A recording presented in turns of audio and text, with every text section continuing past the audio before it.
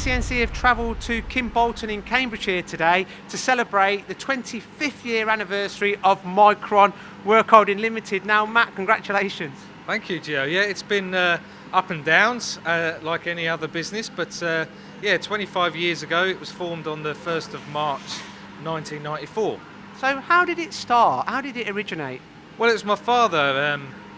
He was a subcontract engineering company back in the 80s, and then the early 90s his work dropped off, so he designed a work holding system, and it went from there really. He sold a few to his friends and in the industry, and then in 94 him and my cousin John Retchless formed Micron Work Holding, which was the sales company. So your father designed Microlock to hold his own components for a solution for himself. Yeah, exactly that. He had a lot of small components, making small to medium batches, and so he designed it for his own use to begin with.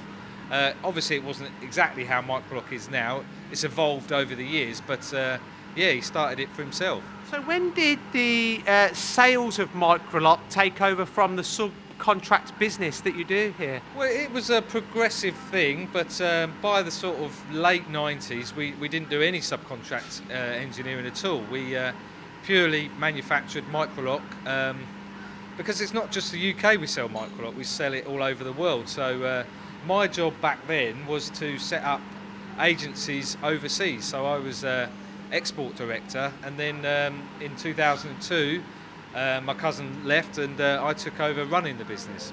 Now with Microlock, I mean, you've got some fantastic products and they have been evolving over the years. How have they evolved? Well, to begin with, we started with one system, the 50 series. We then went to the 75, and then the 100, and then later on came the hydraulic system. So So trying to automate Microlock, work with machine tool companies to evolve the product to where it is today.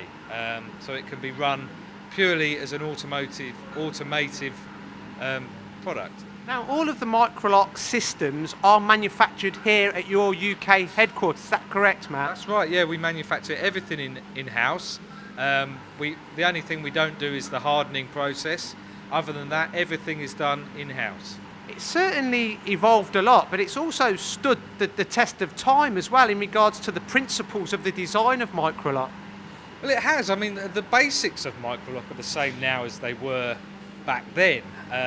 But you know, it's been a ride. But you're still going to get companies out there that have bought their big machine and they've got their one vice sat in the middle of the table.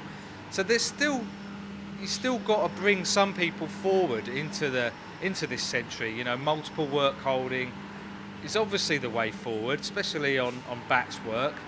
It reduces wear on the machinery, it reduces tooling, it reduces so much time. It gives your operator more time to go and do other things. So it's still educating people into that. So I still think there's plenty more we can do, and plenty of customers out there that could use it.